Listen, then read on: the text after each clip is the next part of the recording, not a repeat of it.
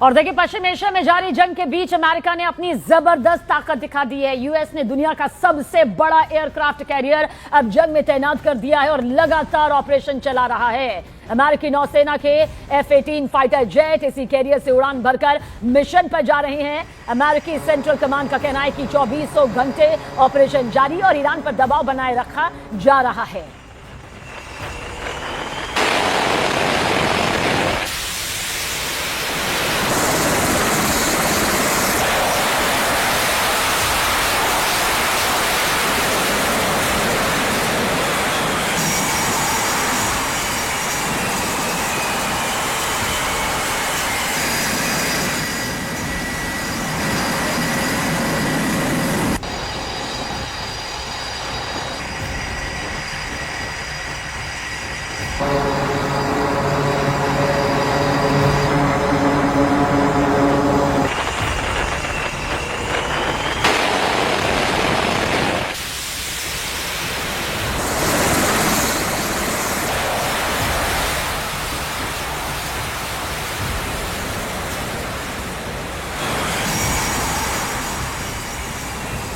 और ये जंग आसमान से और समुद्र की गहराइयों से लड़ी जा रही है। एक मॉडर्न युद्ध देखने को मिल रहा है जिसमें फाइटर जेट के पायलट, ड्रोन ऑपरेटर और पनडुब्बी कमांडर साथी वॉर सिनेरियो तय कर रहे हैं।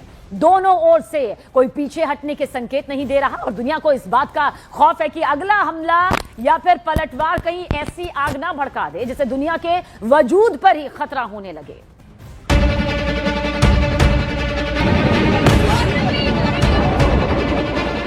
जंग के शुरुआती दिनों में अमेरिकी वायुसेना ने ईरान के अंदर लगातार हमले किए। इजराइल और ईरान की ओर से भी एक दूसरे पर जमकर मिसाइलों से और फाइटर जेट्स के जरिए हमले किए गए। इस युद्ध में अटैक और कामिकेज ड्रोन का भी जमकर इस्तेमाल किया जा रहा है। ईरान तो आसपास के मुल्कों में अमेरिकी सैन्य अड्डों के साथ साथ अलग अलग जगहों पर ड्रोन से कई सटीक हमलों को अंजाम दे रहा है और इसका सीधा असर देखने को मिल रहा है। अमेरिका ने जंग में झोंकी पूरी ताकत। महायुद्ध के केंद्र में अमेरिकन एयर पावर। अमेरिकी वायुसेना का सबसे बड़ा ऑपरेशन। इसे पूरे पश्चिम एशिया के इतिहास का सबसे भयंकर और सबसे बड़ा बॉम्बिंग कैंपेन कहा जा रहा है। इजरायली फाइटर जेट्स के साथ कंधे से कंधा मिलाकर अमेरिकी लड़ाकू विमान ईरान के आसमान पर पूरी तरह से हावी हो चुके हैं। ईरान के आसमान पर अब अमेरिका और इजराइल का कंट्रोल माना जा रहा है। और अब सुनिए इस युद्ध की सबसे खौफनाक खबर। पहली बार, जी हां, आधुनिक युद्ध के इतिहास में पहली बार अमेरिका ने अपने सबसे घातक हथियार को मैदान में उतार दिया है। अमेरिका के P-2 स्टेल्थ बॉम्बर अब ईरान के आसमान में गरज रहे हैं। ये वो खौफनाक बॉम्बर हैं जो रेडार की पकड़ में नहीं आती। ये दुश्मन के सबसे मजबूत एयर डिफेंस सिस्टम को चीरते हुए अंदर घुस जाते हैं और पलक झपकते ही जमीन पर सूरत बदल देते हैं। P-2 स्टेल्थ बॉम्बर्स को हिंद महासागर में ब्रिटिश सैन्य बेस डिएगो गार्सिया और RAF फेयरफोर्ट पर तैनात किया जा रहा है ताकि रैपिड डिप्लॉयमेंट किया जा सके। इसके अलावा B-1 बॉम्बर और B-52 बॉम्बर को ईरान के खिलाफ महाजंग में उतार दिया गया है। Our B-2 bombers and B-1 bombers have executed uncontested surgical strikes against multiple missile facilities deep inside Iran. And then just last night, a B-52 bomber force struck ballistic missile and command and control posts. We are also sinking the Iranian Navy, the entire Navy. Thus far, we've destroyed 17 Iranian ships, including the most operational Iranian submarine that now has a hole in its side. For decades, the Iranian regime has harassed international shipping. Today, there's not a single Iranian ship underway in the Arabian Gulf, Strait of Hormuz, or Gulf of Oman, and we will not stop. We will continue to conduct dynamic targeting operations. We're hunting Iran's last remaining mobile ballistic missile launchers to eliminate what I would characterize as their lingering launch capability. Now, in retaliation, the Iranian regime has launched over 500 ballistic missiles and over 2,000 drones. To be clear, Iran is indiscriminately targeting civilians as they launch these missiles and drones.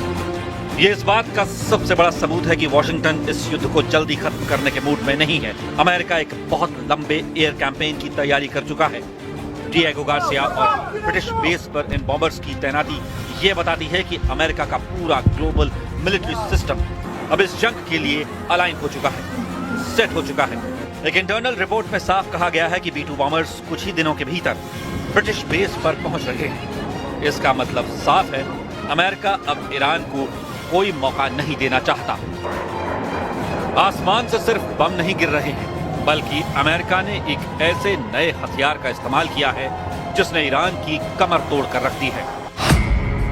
इस महायुद्ध में America ने पहली बार अपनी precision strike missile यानी prism का इस्तेमाल किया है। ये एक नेक्स्ट जनरेशन बैलिस्टिक मिसाइल है जिसे हाइमार्स सिस्टम से फायर किया जाता है। इस मिसाइल ने ईरान के बहुत अंदर तक घुसकर उनके डीप टारगेट्स को तबाह कर दिया है। इस मिसाइल की रेंज 500 किलोमीटर से ज्यादा है। इस मिसाइल का पहली बार किसी युद्ध में इस्तेमाल किया गया है।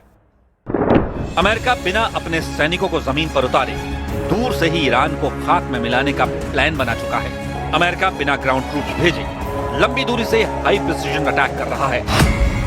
अमेरिका के सेंट्रल कमांड की रिपोर्ट्स डराने वाली है। सेंटकॉम का दावा है कि अमेरिका और इजराइल की सेनाओं ने ईरान के आसमान पर टोटल कंट्रोल यानी पूरी तरह से कब्जा कर लिया है। सेंटकॉम की रिपोर्ट में जो शब्द इस्तेमाल किए गए हैं वो सुनिए। उन्होंने कहा कि वो पूरा दिन मौत और तबाही बरसाने की ताकत हासिल कर चुके हैं। ये कोई मामूली बयान नहीं है, ये सीधे तौर पर ईरान के वजूद को मिटाने का ऐलान करता है। लेकिन तस्वीर का दूसरा पहलू और भी खौफनाक है। इजराइल की वायुसेना सिर्फ डिफेंस मोड में नहीं है। इजराइल पूरे रीजन में, पूरे मिडिल ईस्ट में आक्रामक और लगातार हमले कर रहा है। इजरायली फाइटर जेट्स का टारगेट सिर्फ एक नहीं है, वो ईरान के missile launchers, air defence system, command centre और IRGC के ठिकानों को चुन चुन कर निशाना बना रहे हैं। वीडियोस सामने आ रहे हैं जिनमें इजरायली फाइटर जेट्स ईरान की तरफ बढ़ते नजर आ रहे हैं। इजराइल की सेना ने खुद कंफर्म किया है कि उन्होंने पश्चिमी और मध्य ईरान को दर्जनों बैलिस्टिक मिसाइल साइट्स और एयर डिफेंस इंस्टॉलेशंस को पूरी तरह तबाह कर दिया है। अमेरिका के असेसमेंट के मुताबिक उनके और इजराइल के जॉइंट ऑपरेशन के पहले 4 दिनों के अंदर ही ईरान के ड्रोन हमलों में 73% की गिरावट आई है। इतना ही नहीं, ईरान की बैलिस्टिक मिसाइल लॉन्च करने की ताकत में 86% की कमी आई है। लेकिन इन दावों की सच्चाई पर शक है क्योंकि ईरान के हवाई हमले और भी ज्यादा घातक हुए हैं। ईरान की बैलिस्टिक मिसाइलें अब पूरे मिडिल ईस्ट के आसमान को चीर रही हैं। ईरान ने इजराइल की तरफ जो मिसाइलें दागी उनसे पूरे तेल अवीव और वेस्ट बैंक में एयर रेड सायरन बजने लगे हैं। दहशत का ऐसा माहौल कि लोग बंकरों की तरफ भागने लगे। ईरान ने पलटवार किया और ऐसा पलटवार किया है जिसने अमेरिका और इजराइल की नींद उड़ा दी है। लगातार हो रही भयंकर बमबारी के बावजूद ईरान ने इजराइल, अमेरिकी मिलिट्री बेस और खाड़ी देशों पर मिसाइलों और ड्रोन्स की कई भयंकर वेव्स छोड़ दी हैं। ईरान ने पीछे हटने से साफ इनकार कर दिया है। ईरान ने तुर्की की तरफ भी मिसाइलें दागी। ईरान की मिसाइलों का निशाना बहरीन और कतर में मौजूद अमेरिकी बेस भी बने। इराक के एरबिल में सऊदी अरब, साइप्रस, जॉर्डन और ओमान में मौजूद अमेरिकी नौसेना के एसेट्स को भी अपना निशाना बनाया है। ईरान की खुद की रिपोर्ट कह रही है कि अमेरिका और इजराइल की भीषण एयर स्ट्राइक्स में अब तक 1045 से ज्यादा लोगों की मौत हो चुकी है। लेबनान में बेरूत के पास हिजबुल्लाह के ठिकानों पर हमले हुए जिनमें कई लड़ाके मारे गए हैं। पूरा का पूरा मिडिल ईस्ट इस वक्त तबाही के कगार पर है। खौफ, दहशत, आग और बारूद के इस खेल में कौन बचेगा और कौन मिटेगा ये तो वक्त बताएगा। लेकिन एक बात तय है, इस जंग के बाद दुनिया पहले जैसी कभी नहीं रहेगी। बहरीन में ईरान का सबसे बड़ा अटैक यहां पर सामने आया है। दरअसल ड्रोन से होटल पर यह हमला किया गया है और बहरीन में इजरायली दूतावास पर भी यह अटैक किया गया है। वॉर ब्रेकिंग आप तक पहुंचा रहे हैं। जो खबर निकलकर सामने आ रही है, बहरीन में ईरान का बड़ा अटैक, बड़ा हमला सामने आया है और ड्रोन से देखिए इस होटल पर निशाना साधा गया और फिर तस्वीरें युद्ध के मैदान से जो निकलकर सामने आई हैं वो आपकी आंखों के सामने। दरअसल ये होटल है जो बहरीन में है और देखिए कैसे ईरान का ये खतरनाक हमला, बड़ा हमला यहां पर सामने आया है। महाद्विध्वंसक हथियार अब इस्तेमाल किए जा रहे हैं। ईरान अपनी मिसाइलों और जाहिर सी बात है ड्रोन की ताकत के लिए पूरी दुनिया में मशहूर है। ऐसे में आप देखिए बहरीन में ये टारगेट सेट किया जाता है, होटल पर ये हमला यहां पर किया गया और अफरा तफरी को आप इस युद्ध भूमि से निकली तस्वीरों के जरिए भी समझ सकते हैं।